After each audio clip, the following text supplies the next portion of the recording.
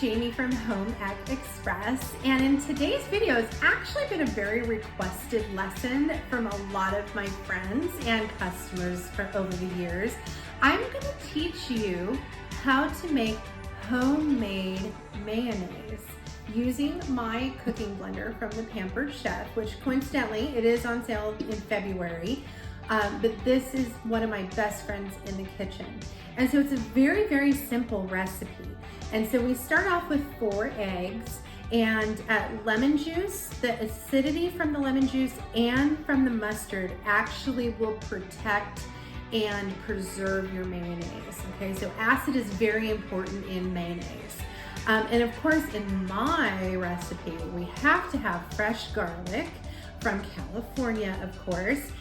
Salt and pepper, and then I like to use grapeseed oil in my recipe. Grapeseed oil is very good for you, but it's flavor neutral.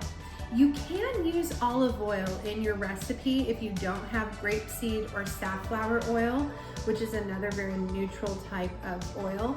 But olive oil will have a slightly different texture in the roof of your mouth, and it also will have a very noticeable flavor to your mayonnaise. So it's up to you. Play with the recipe. Some people like to do this maybe even half and half a neutral oil and half extra virgin olive oil. That's real olive oil, not the fake stuff that is half canola oil, which is really bad for you. So we're gonna go ahead and get started on the process in our blender. Okay friends, so now what we're gonna do is we're gonna put 4 eggs in my musical blender here. And it sounds like 4 eggs is a lot, but this recipe will make more than 1 quart of mayonnaise. So this will last me about 3 weeks, depending on what kind of cooking that we're doing in the kitchen. It is wonderful. And because of the acidity that we add to our recipe, it is safe as long as you keep it in the refrigerator when you're not using it. You're good to go. So we've got our 4 eggs ready, and I'm going to take a break and wash my hands, and then we'll go on to lemon. Okay, so we have our eggs in the blender, and now we're going to add our first acidic ingredient into the blender, and we're going to do our lemons. So fortunately, it's the middle of February and we're still in citrus season, because little secret is that citrus season is the winter.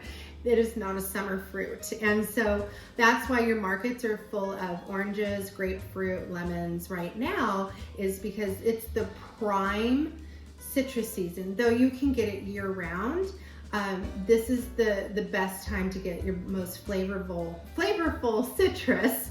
And so if you have your citrus stored in the refrigerator, which is okay, but you need to get it up to room temperature before you go ahead and try to juice it.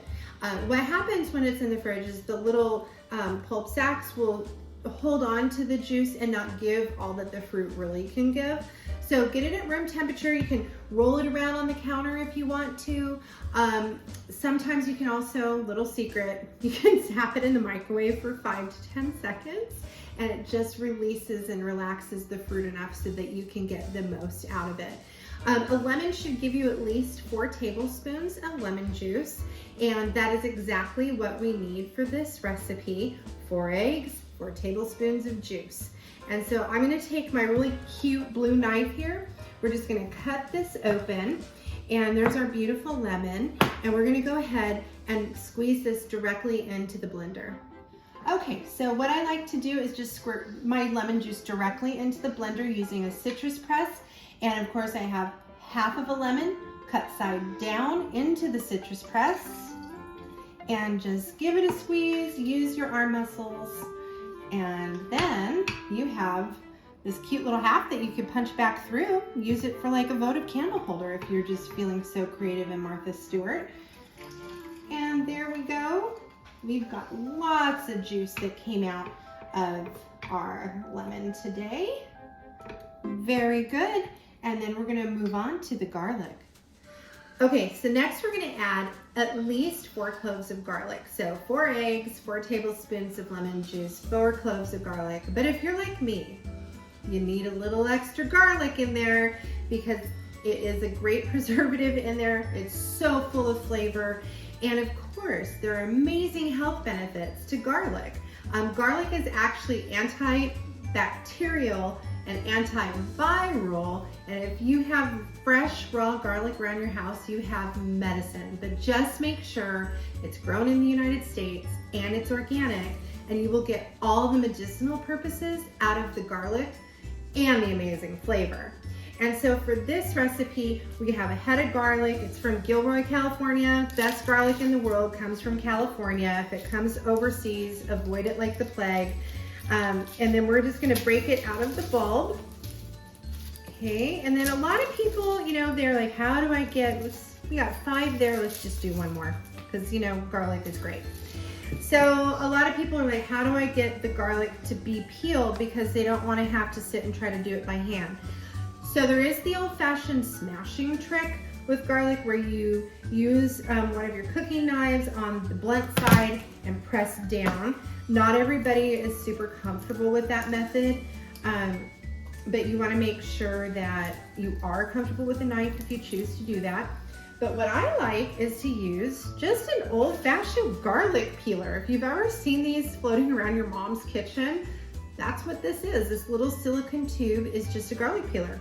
So you pop a few cloves of garlic in here, okay, and literally use the palm of your hand, rock back and forth, and it just breaks the peel right off of the garlic for you, easy peasy. And if you ever need massive amounts of garlic, there's a great trick using 2 bowls, and you shake, and you can actually get a whole head of garlic peeled in like 30 seconds. It's loud and it's crazy and it's fun. I learned it from an Irish chef years ago at a cooking class I was in. So there we go. Look at how easy that is, you guys.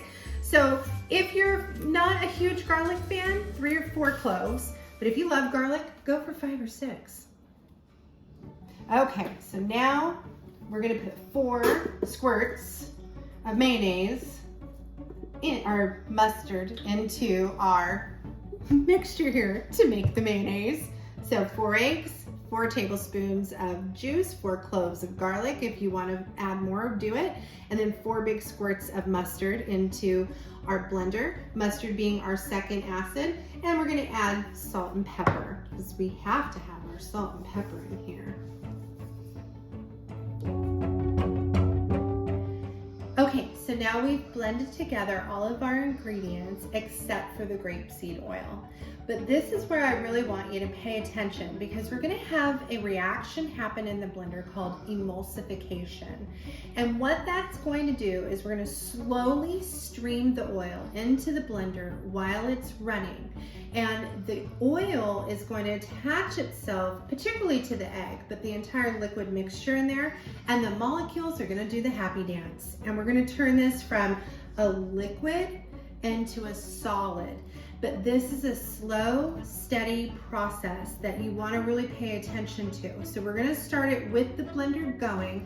We're just going to open up the cap here on the top of the blender, stream our oil in, and increase the speed of the blender slowly. And then once all of the oil has been into the blender, then we'll increase the speed a little bit more, get more air in there to react with the oil and the egg mixture, and then we'll be done.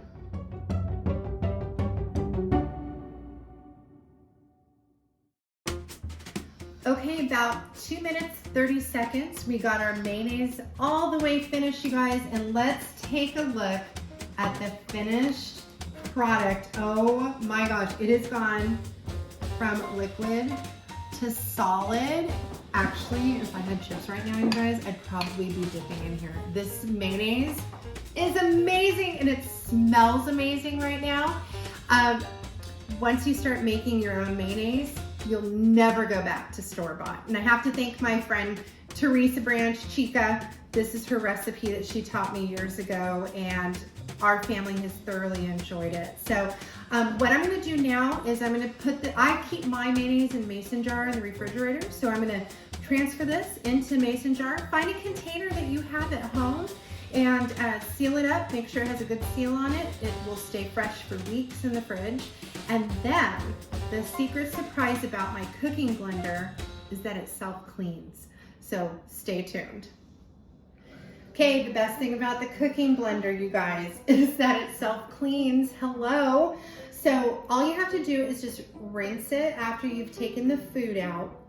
Put in 3 to 4 cups of hot water, warm water, and then you're going to add a few drops of Dawn dish soap into your blender. You're going to put the lid on, and it has a setting on here for self-cleaning. So let's just run the heated wash. You're going to push the button and let it do its thing. It beeps when it's done, and the process is it's warming the water up gradually to a hotter and hotter temperature and spinning the soapy water at the same time. And when it's done, all you have to do is dump it out, dry it, ready for the next time. So go make a snack, let your blender clean itself, easy peasy. We'll be right back.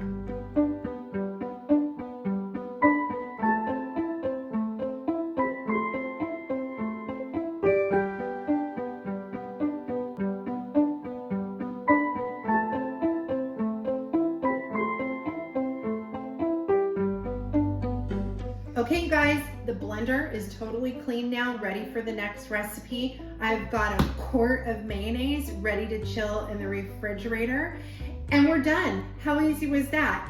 I hope that you were inspired to try making your own homemade mayonnaise today. Please feel free to share this with your friends and family who would benefit as well. And some of the products that we used, as well as directions how to make the mayonnaise, will be in the description below.